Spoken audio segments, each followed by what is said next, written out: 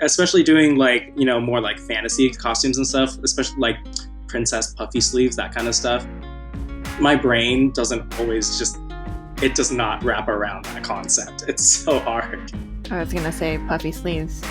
Dewey's shirt right now. He's like, oh yeah, my 18th century shirt is just exactly.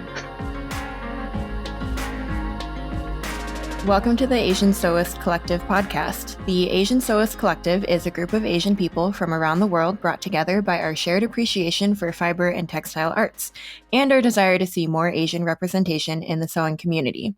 In this podcast, we explore the intersection of our identities and our shared sewing practice as we create a space for Asian sewists and our allies. I'm your co-host, Ada Chen, and I'm recording from Denver, Colorado. Denver is the traditional territory of the Ute, Cheyenne, and Arapaho peoples. I'm a Taiwanese-American marketer turned entrepreneur, and these days you'll find me running my own all-natural skincare business called Chuan Skincare, that's CHUAN, and sharing my marketing tips on my blog, The Cultivate Method. Most importantly for this podcast, you can find my sewing at i.hope.sew, SEW, on Instagram. And I'm your co-host, Nicole. I'm based outside of Chicago, the original homelands of the Council of the Three Fires, the Ojibwe, the Potawatomi, and the Odawa people. I'm a Filipinx-American woman and a lawyer by day and a sewing enthusiast the rest of the time. You can find me on Instagram at Nicole Angeline Sews. So before we dive into this week's episode, Nicole, can you tell us about your current sewing project? I can tell you some of it. I am currently working on testing swimwear. I don't know how much I can say about what I'm testing. This is the first time I am sewing swim, and it's kind of scary because negative ease is a new thing for me, but I think it's totally doable. I just need to make sure that I'm using the right fabric, which I think I am, and I have the right notions. I'm excited to make more swim, so I don't know if I can tell you what I'm testing, but I do have plans to make the Friday Pattern Company Sea Bright Swim to take with me on vacation later this year. So I'm going to do a vacation for my birthday in September. So when you talk about podcast scheduling, Cute. Ada, for that, but I will have custom swim. I'm excited. What about you, Ada? What are you working on? I just bought some activewear patterns from Lee, so kind of along the same lines of thinking. I recently got back into golf. I learned as a kid from my dad, and now I have his clubs and his gear. So I signed myself up for some group clinics, and I realized that there are dress codes that they enforce. And so I needed some polos and collared shirts, and it's a bunch of outdated patriarchy nonsense that I really just don't like, but you kind of need to do it in order to say F the patriarchy. So I'm trying to figure that one out, and I wanted to figure out, I was like, I have all this fabric that would be great for polos, I just don't have any patterns. So I bought some Lee patterns for not only a polo, but also a skirt. Haven't worn a skirt in a long time, but gonna attempt both of those patterns to make a cute golfing outfit, and if it fails, at least I can take some cute pictures.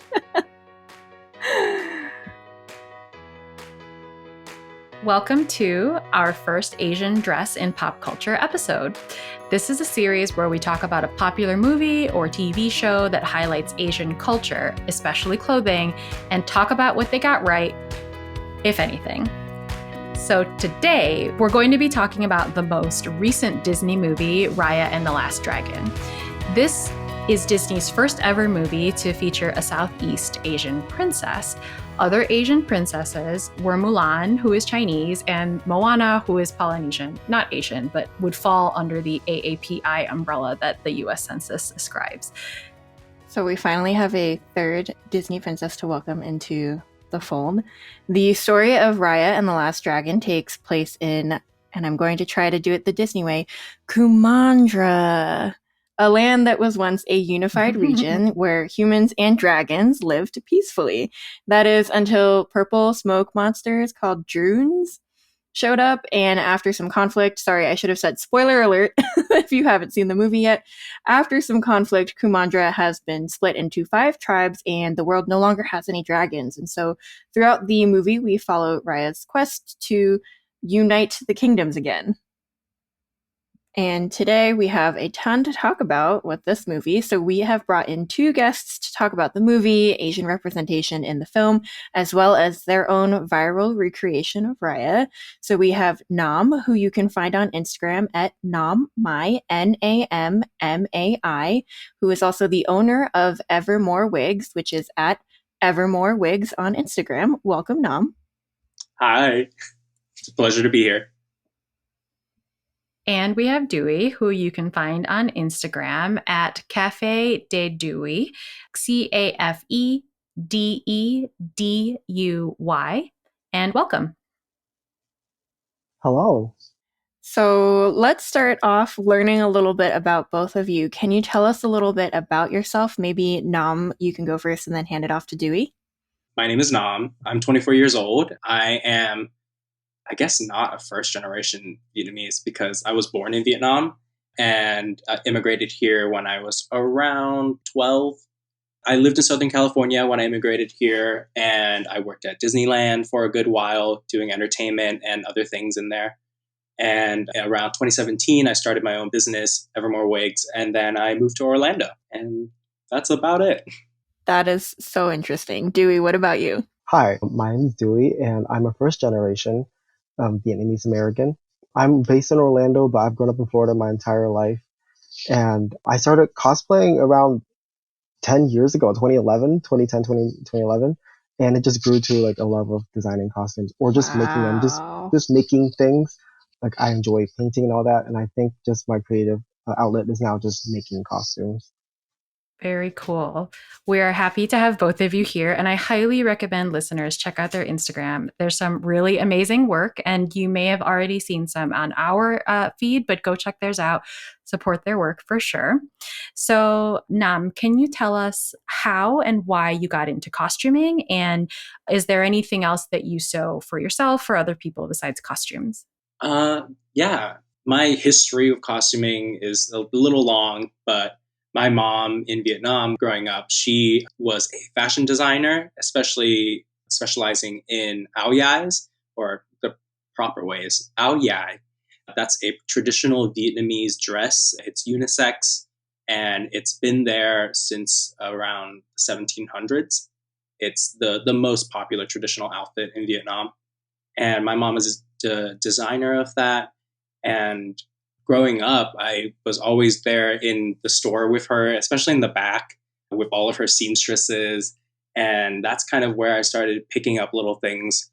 They showed me how to, sew piping for their garments and dresses, and sewing basic things like collars and stuff too. I learned beading from them. I learned adding appliques, all sorts of stuff like that. So it's pretty traditional, my knowledge of sewing, up until around like 2014 or so. That's when I started using that knowledge and learning more to do like cosplay kind of stuff, especially started with Halloween, making Jedi Knight costumes and stuff like that. And then it kind of snowballed into doing a lot of Disney costumes like Li Shang from Mulan and Aladdin and a lot of animation stuff. I also started doing Zootopia cosplays. And for now, it's just kind of slowed down a little bit since the pandemic started. I guess I had a little bit of burnout with like, I don't know if you guys feel it too, but with making masks and stuff at the beginning of the pandemic. Yep. So it's definitely slowed down. Yeah. So I want to get back to it, and I'm getting a lot more inspiration recently. And it's so nice seeing other sewists and people like you guys who are enthusiasts, and it's really great seeing that. And we briefly mentioned that your business is as a wig artist. Can you tell us a little bit more about that? Because it does, I stalked your Instagram a little bit, and there does seem to be a little bit of an overlap between the cosplay costuming world and the fantastic wigs that you design. Listeners, you really need to check out, like, good hair. Such good hair. Thank you. That started around 2017 is when I opened my business, but I picked all of that hairstyling knowledge up just from YouTube videos and like self-taught, basically. I learned a lot of that too from a lot of free classes online and that sort of stuff. And it began really as just styling wigs for myself, for my own cosplays, for the Mulan cosplays, for local stuff like that. And then it became styling for other people locally who approached me and doing small commissions. And once I kind of started finding my niche of what I'd liked to do, which was a lot of Disney princesses, that sort of hair, it just grew. But there's definitely a big overlap between my love of cosplay and the hair. It really completes the look. I think so. I think the hair definitely helps you a lot with your confidence in cosplay. Dewey, can you let us know how and why you got into costuming? And, do you make other things besides costumes for yourself or other folks? So as of now, I am working on commissions or like bigger projects. It's all sewing based. I'm not a wig master like Nam. Like he's great. That's a level I can't ever reach in terms of other outlets in say like the cosplay world. It's mainly just costuming and making things with craftsmanship. When I started to pursue more of the costuming side, it's all because I was entering a costume contest at a con. And then from there, I kind of learned to better myself or attempt to better myself. And then along the way, it also included my love for history and other cultures and just learning how to incorporate those into costuming. Very cool. It's a great place to put your sewing energy and skills into. Like I said, both of you, the work speaks for itself. So you two know each other. Did you meet through costuming or how did you meet? How did we meet? I would say, yeah, like through costuming is a part of it, but it's a more conventions and very close circles that ended up like merging together. Being Orlando, Disney, this age group of people who are basically all nerds, you're going to find each other. Yeah, it's a lot of circles, like, because we both work for Disney. Well, I'm still working for Disney, so there's that circle, and then there's the mutual friend circle, and then there's the whole Disney cosplayers around the world knowing each other, and then US cosplayers. So, like, not what Nam said, it just overlaps. Yeah, I no longer work at Disney. Congrats, I think. I don't know. I watch a lot of Disney cast member TikTok sometimes, and some of them make it sound great, and some of them make it sound terrible. It's definitely what you make of it is a big part of it for sure, and your attitude going into the job. But truly, I think I've just outgrown that. But I had such a great time when I was there in entertainment for a while, and then I also so that was like character hosting, being an attendant with the characters for meet and greets, and then this information will come back later in other answers. But then also later on, I started teaching animation at the Animation Academy in Disney's California Adventure, and that was a really great and super fun job and fun show to do. That's definitely cooler than any job I've had. I worked at the Illinois State Fair one summer. What did you do? I scooped ice cream. Honestly, a real hero, though. Oh, yes. It's hot. It was a hot Midwest summer. It's the one building at the Illinois State Fair that has air conditioning. I was like, that's the building I want to be in. And this is so hokey. Like, the reason why there's air conditioning is because they serve ice cream, but the butter cow is there, which is exactly what it sounds like, a sculpture made out of butter of a cow. So those are my fun summer jobs in college. Learning how to do the perfect soft serve pour in the dairy building at the Illinois State Fair. You guys all did not need to know any of that, but No. But it's good information. No, I loved just it. in case. It's all good information for everybody on the podcast to know about. I don't know. Tomorrow morning, Nicole's getting a DM that's just butter emoji, cow emoji. Hey, whenever you write an autobiography, it can be, from soft serve to sewing. Oh. Soft serve to sewing. That's so great. That's so good. Great subtitle. That's really good. Okay.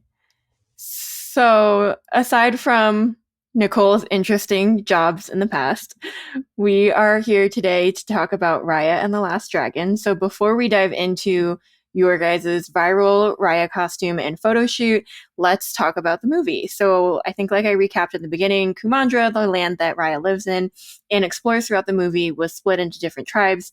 And in each tribe, we see different elements borrowed from different Southeast Asian countries and cultures. And so I'm curious, is there anything specific in the movie that really resonated with you, either culturally or otherwise? Maybe we can start with Dewey this time. So one of the big things is the floating market. So for me, I didn't know it was Vietnamese because I just assumed every single market in Southeast Asia looks like that until a lot of my friends who are not Vietnamese told me, "Hey, that's Vietnam." I'm like, "What? It is? It's oh, okay." But the rest of the film, I was looking for more Vietnamese things, and I caught on to like certain words. They took the accents out, but they're the Vietnamese words, and then there's also little details like on one of the dragons. I noticed it goes to Vietnamese mythology, and just a few things like little words and stuff.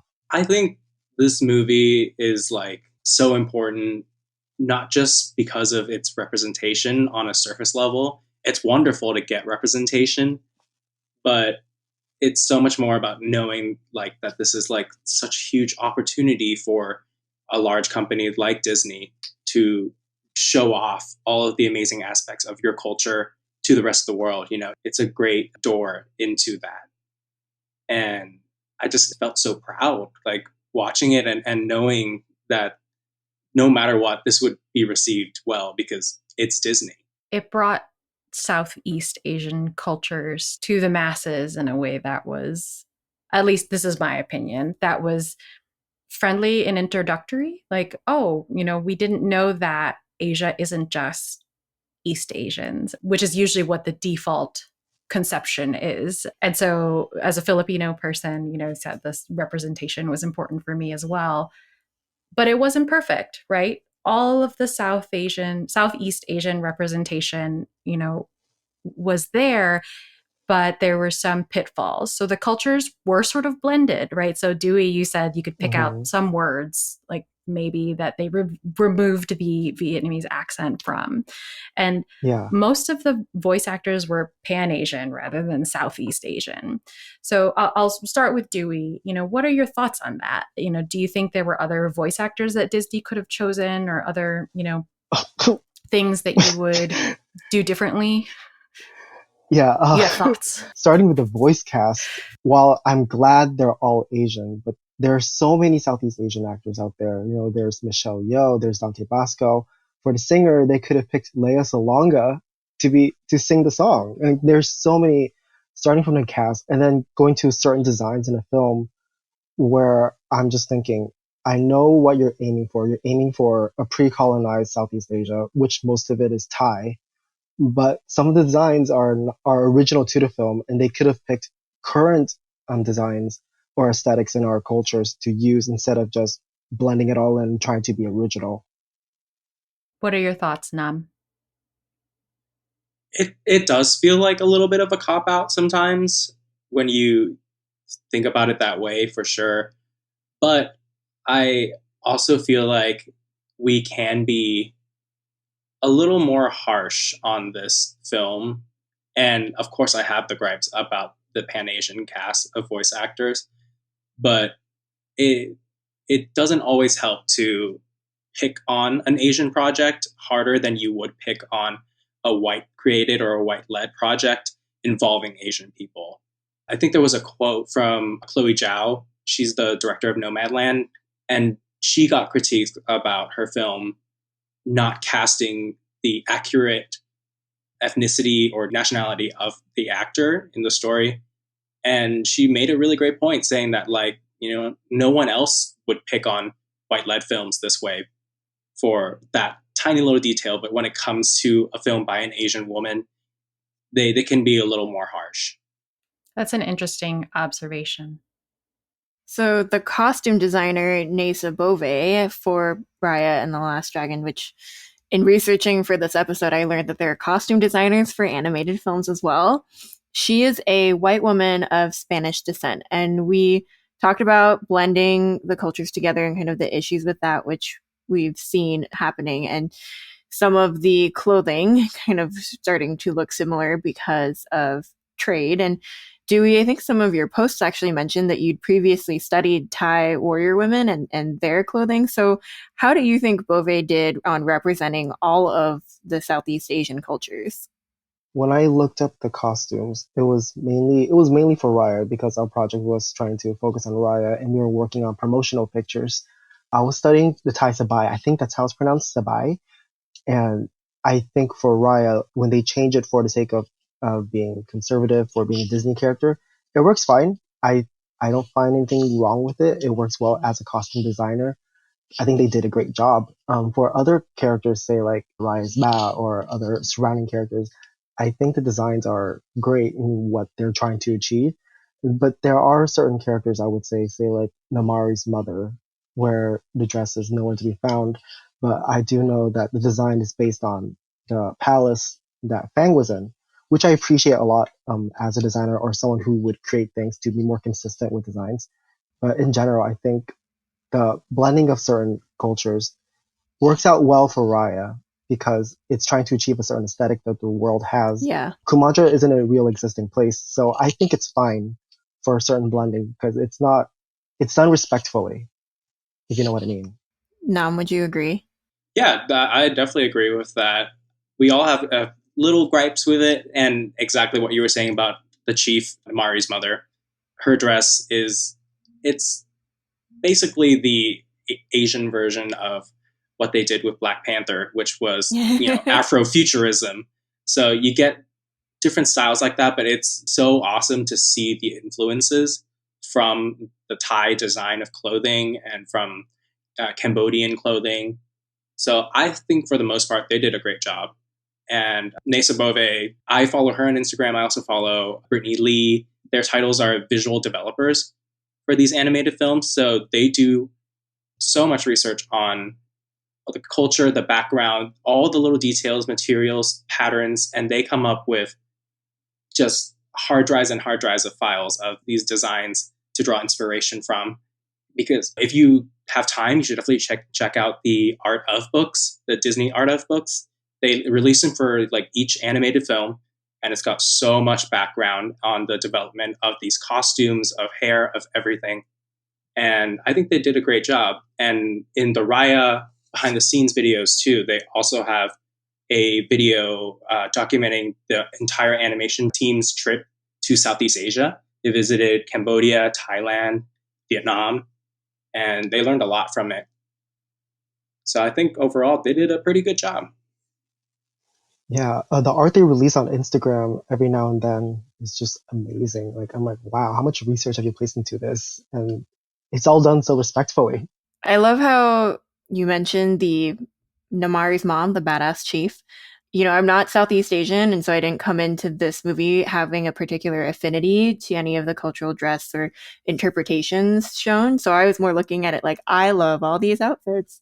And I know Namari was the villain, spoiler alert again, but watching her and her movement and kind of the sporty yet chic two-piece outfit plus her mom and like the Dewey, what you said about drawing in the visual cues of the chief's outfit mirrors the actual palace and the land, like that definitely kind of brought it all together for me. And I was like, ooh, like Namari is practically how I dress, and then her mom is like where I visually would like to aspire to be.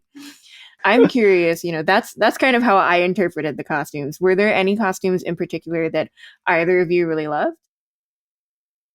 Ooh, costumes that I love. I would say Raya's Ma, Chief Benja's, his formal outfit when he was trying to unite all the nations in Kumandra, the the mint green, not mint green, it's bluish green with the naga going around the neck at the collar area. That one just fits so well, and I really love the applique of the dragon. And most of the outfit is Thai, but bits of it are reminiscent of other cultures, and I'm all about that. And I want to own it. Like I want that outfit. It looks so good on him. It'll look good on anyone. Yeah, that one. Oh, and besides Chief Benja's outfit with the dragon applique that I like, another costume I really like is Raya herself. with the hat and the cape, and the whole silhouette is just hits differently, and I don't know what it is, especially when you see Raya walking up to the Grand Palace in Fang with that whole look. It hits differently, and I don't know how to explain it yet. Like, while for Chief Benja, I can explain that it sits on his body well, and the appliques and the textures and the details are amazing. With Raya, it's something about that silhouette that I really like. So those two costumes are my That favorite. one is actually my favorite as well. Out of all the costumes in the movie, I feel like Raya's travel costume, the one you see for the majority of the movie, is a big culmination of cultures. But Chief Benja's outfit, as simple as it was, that tunic and the shoulder lapel, you can really clearly see the influences, the combination of Vietnamese and Cambodian styles. And it really reminds me of, the ao dais that my mom made when I grew up, seeing those silks and seeing those appliques and seeing the intricate embroideries. I just thought that it was really great. And I also love the asymmetry of the costume too, which is a big thing in this film. You get asymmetry in a lot of the hair designs, a lot of the other costumes, and even architecture throughout the film. And I think that's pretty cool versus a lot of other Disney movies, especially recent ones like Frozen and Tangled, that kind of stuff. Their designs are more simple European traditional costumes. That's a lot of symmetrical designs. So I thought that was so special, seeing something a little different. I love that perspective. I think so. I am Southeast Asian, but I didn't watch Raya with the same critical eye, and not necessarily like negative, just you are seeing things differently than I did. And I think there's a lot of beauty in the observation that asymmetry is considered beautiful and aesthetically pleasing and gorgeous in this movie. It's something that I think everyone is like, well, symmetry is beauty, like perfection, like there's no variance, and that's what's held to be what is beautiful. So I just would have never seen that. So I'm so grateful that you're here and giving us both of your perspectives on this movie. I think it also boils down back to Eurocentric beauty standards and how, as everywhere now, perfect symmetry is what's considered beautiful. So I think this sort of goes against that, and I think that's so special and different. Yeah, totally. And with that, let's dive into the Raya cosplay that you both worked on as part of a collaboration. And I want to just give a little bit of background on who the model for this was. Her name is Monica Joelle Ortiz of @MonicaJoelleO, and that's MonicaJoelleo. There's also going to be a link in our show notes. Monica is a Filipino-American writer, actor, and content creator whose videos range from fun transitional videos to videos on cultural appreciation, representation, and inclusivity. So definitely check out her work and her videos on the interwebs as well.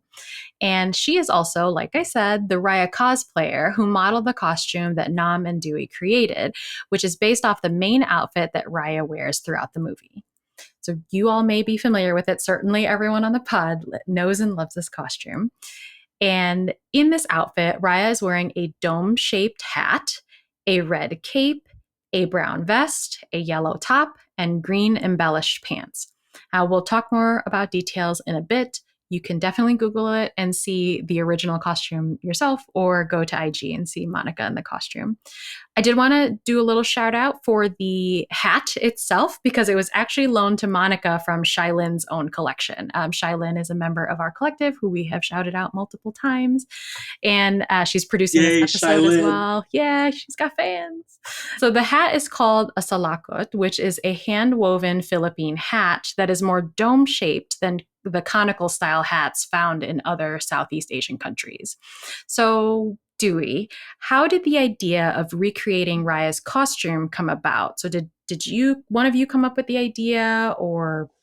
It was Nam's. So earlier in the year, I was trying to create the costume officially with Disney. I was working my way towards it, and then the pandemic happened, so everything just ceased, and I just kind of let it go.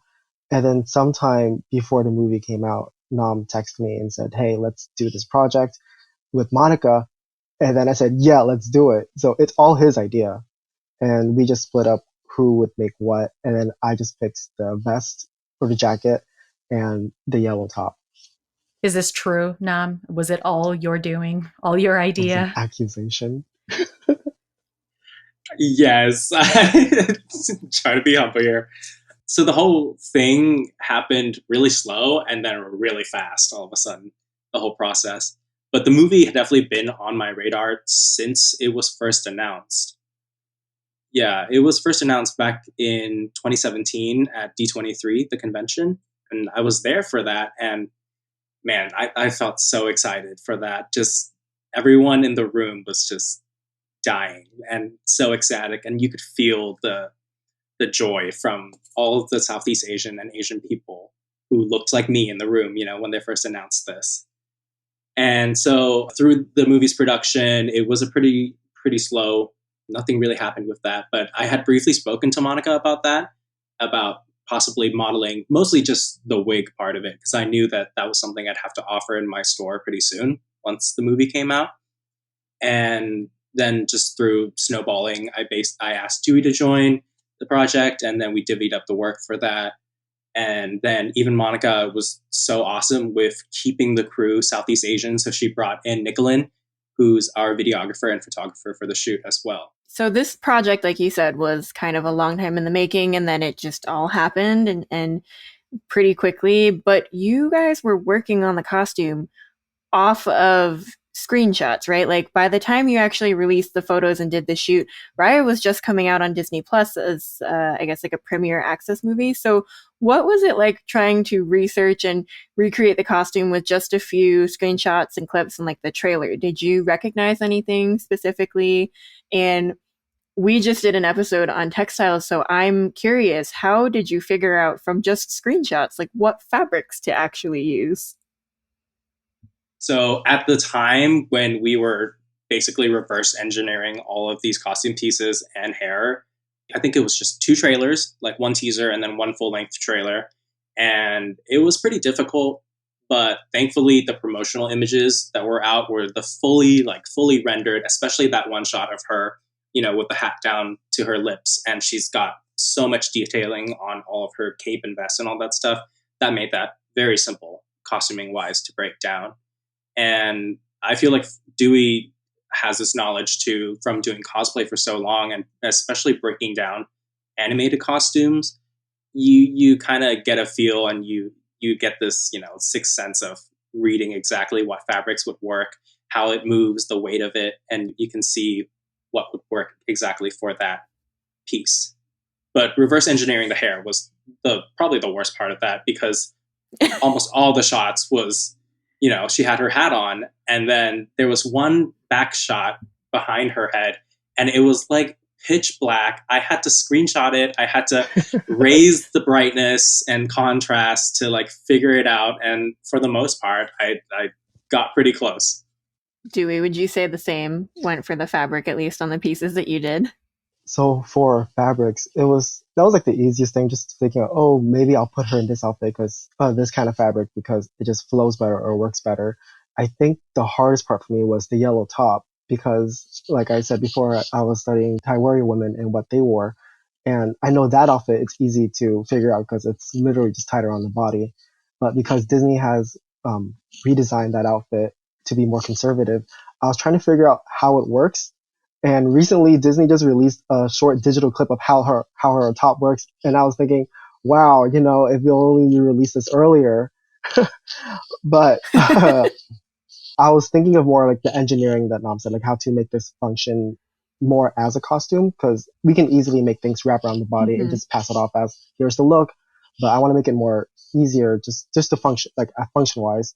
And I was studying every single 2 millisecond clip of Raya as much as I can from behind, from certain angles. And I was thinking, how does this work? What culture is this from? And I was asking all of my Southeast Asian friends, like, hey, do you recognize this? Like, is this a blend of your culture with someone else's? And it was just a lot of figuring out like how that yellow top works until, recently when Disney released a clip. So just honing in on the specific pieces. So Dewey, since you're talking about this yellow top, can you describe it in a way for our listeners, and then also the other pieces that you worked on? And then I'll ask Nam to do the same. So the top, let's start with the brown motorcycle jacket.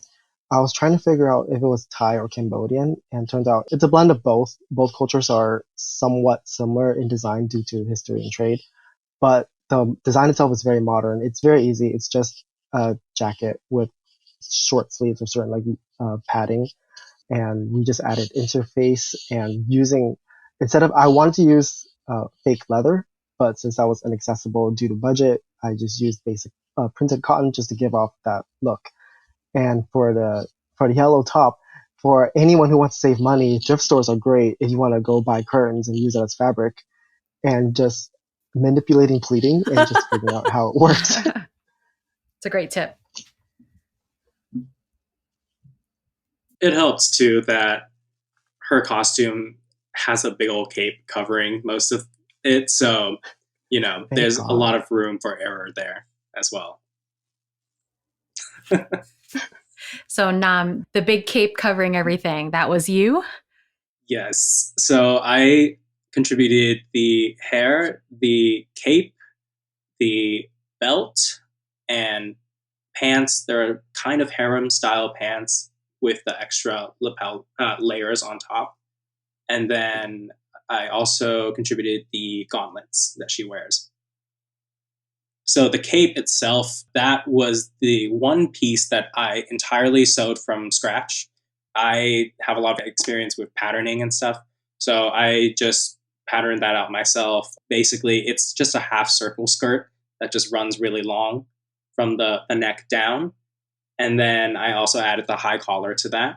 And the lining, so I took some liberties with that design for sure, because it's not, of course, this costume is not entirely screen accurate. This wasn't what we were going for.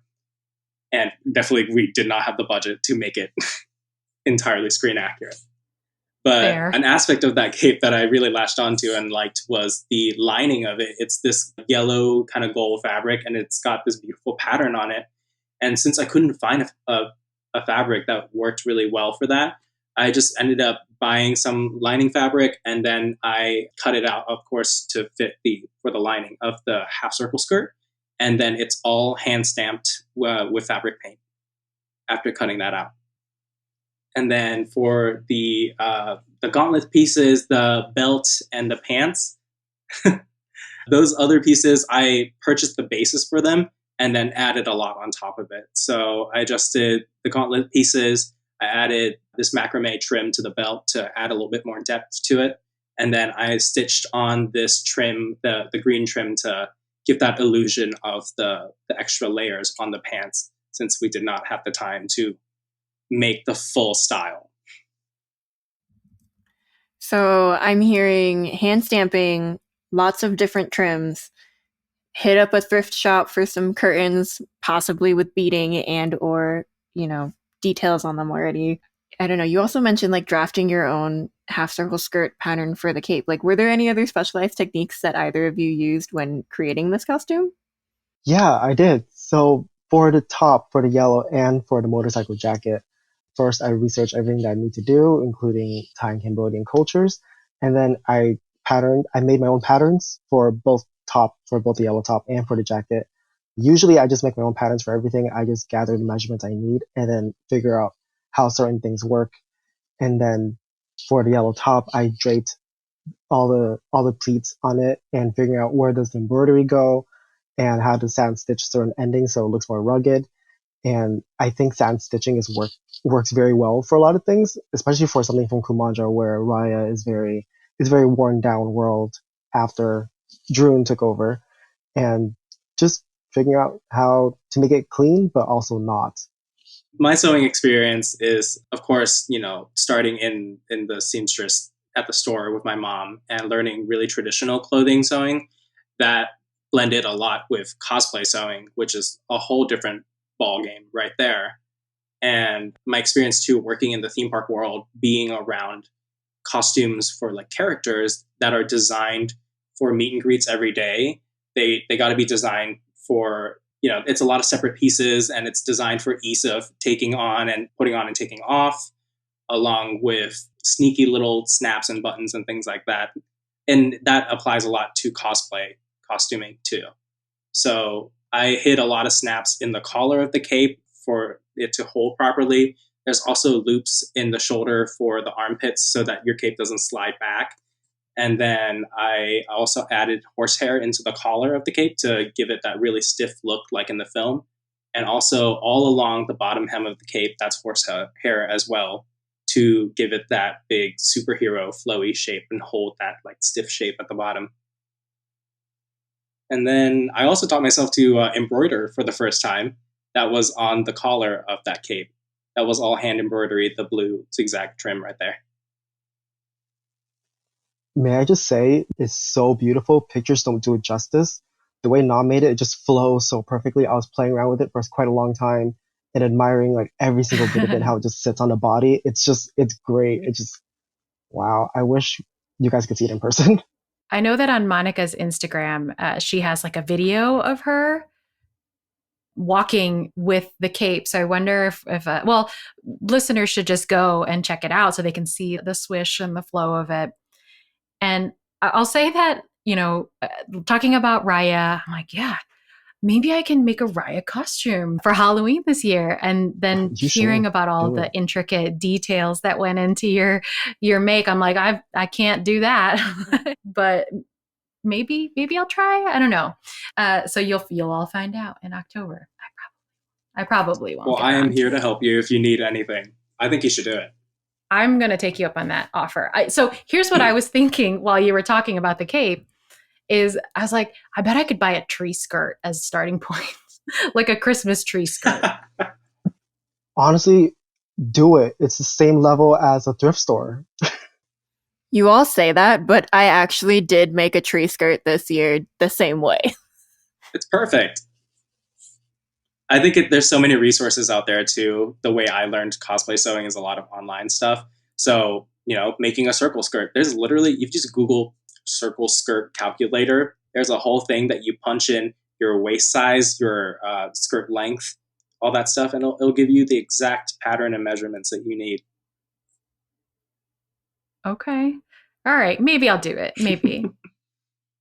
So I have one more question for both of you, but I'm going to combine them into one question. So we'll start with Dewey.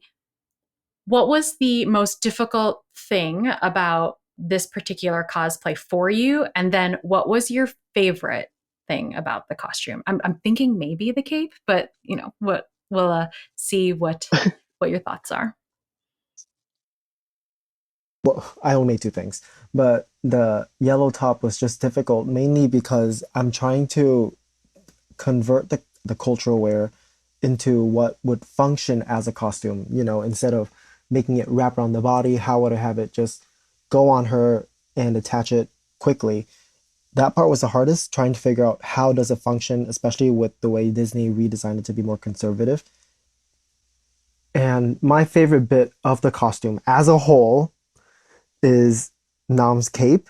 It's just, I love capes. I love them. And the way he did it was just freaking amazing. I love the embroidery work, and the way it just sits on the human body was so perfect. I was playing around with it for quite a long time while Monica was getting ready, and it just swishes, and I just love the texture work and the functions of it. I'm all about the functions and ergonomics of costumes, and the snaps are just perfectly placed where it doesn't bother anyone. And yeah, I love the cape. I love capes, and especially when they're functional. Yeah, I want it. Capes are powerful. And Nam, how about you?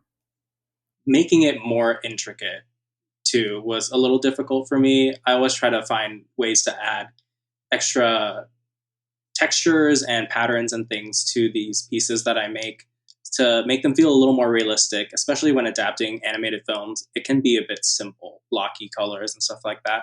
So you want to make it visually more striking. So that's something I drew inspiration from my Vietnamese Ao Dai background, is adding appliques to the bottom of the cape on the back there. I don't think you can see them in the pictures, but I added this red, like swirly applique to the bottom of the cape and helped add a little bit more depth to that. And also the main difficult part was the embroidery on the collar. That really, I was making pretty quick progress with the cape, and then the embroidery kind of stopped it dead in its tracks. And it took a good while and a whole lot of yarn, but it was a sharp learning curve, and I had a good time though.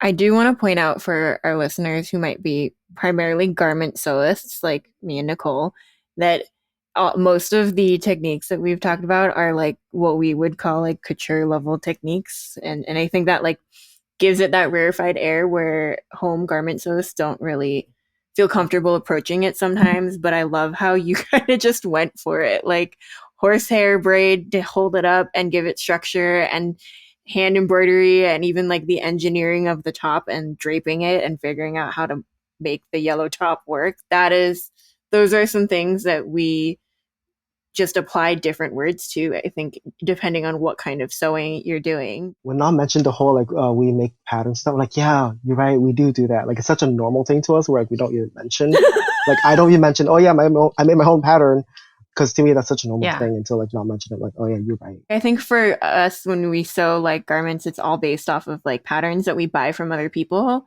and so I think that's why we're like, oh my god, you made your own pattern. Oh. But diverging from sewing for like 2 seconds. Nam, you also made that wig, and you were telling us about zooming in to the all black kind of screenshot where she had the hat on. Can you tell us a little bit more about how you actually did that? Like, give us a sneak peek into wig making life. Ooh, wig making life is difficult, especially when you're running this business on just me, but I wouldn't have it any other way. But doing that hair, particularly for Raya, was definitely a feat. I guess I've developed enough skill now and experience to see a picture and see in reference, because obviously animated bodies are different from human real proportions. So seeing in regards to her body, I can clock immediately, oh, that's a 20-inch wig right there. I need to trim it to 20 inches. I need layers in there for all that extra volume that she has. And then I know like what base I need to use, because I need to use something lace front because it's got all this intricate braiding on the top there. So you can't use a hard front wig, which is what in the industry is something that doesn't blend with the hairline.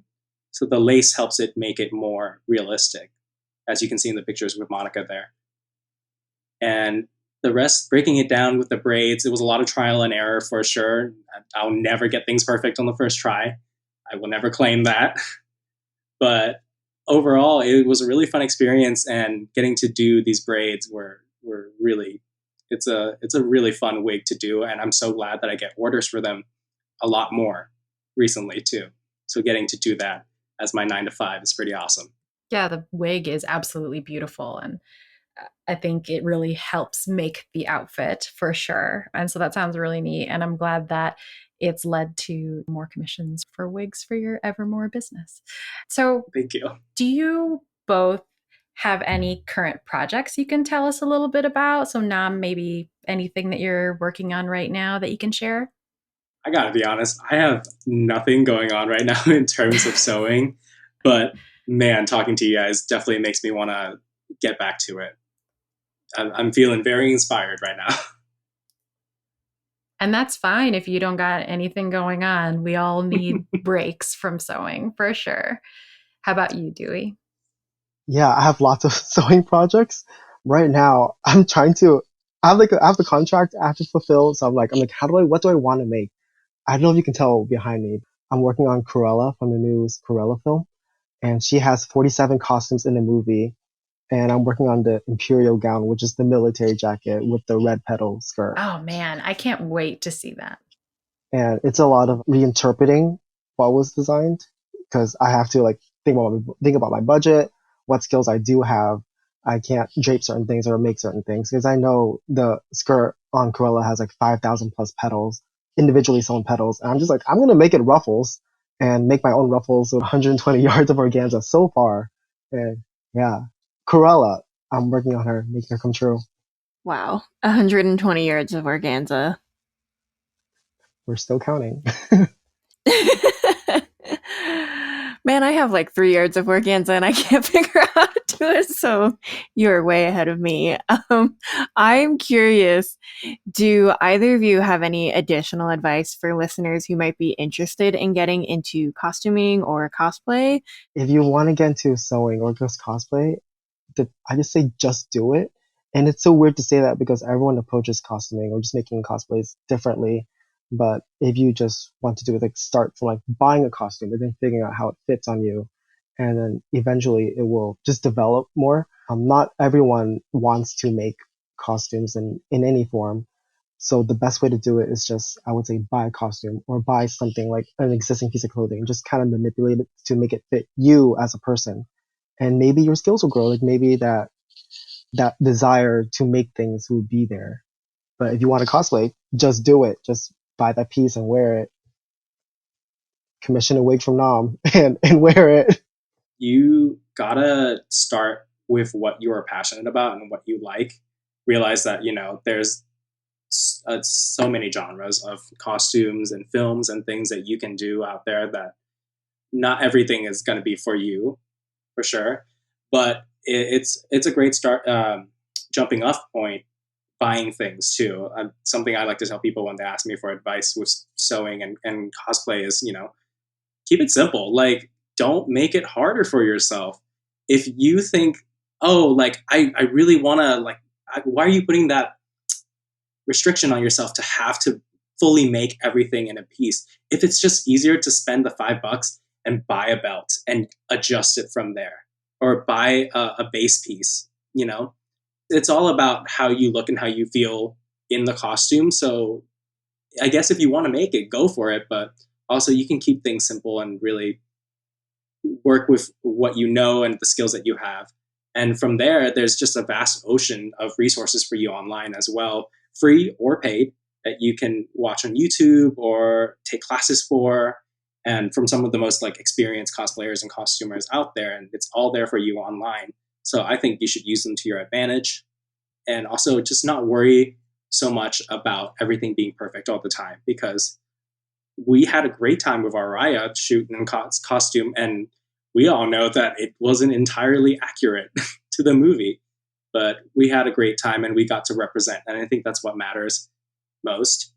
Especially I see that with a lot of like new cosplayers, is people comparing themselves to an image of a professional cosplayer who's done that for 10 plus years or something. Because looking at just one image and comparing it to your costume, you're never going to see the amount of years of work and experience and trial and error that's gone into that one photo alone that's led up to that point. So use those skills, use those free courses and classes to your advantage. Learn to combine things too. Patterning, you got to have the eye to, oh, you see a sleeve part that you like in this full dress pattern, but it doesn't work with that bodice. Learn to combine things together and use pieces of other things to make what you need. So trial and error.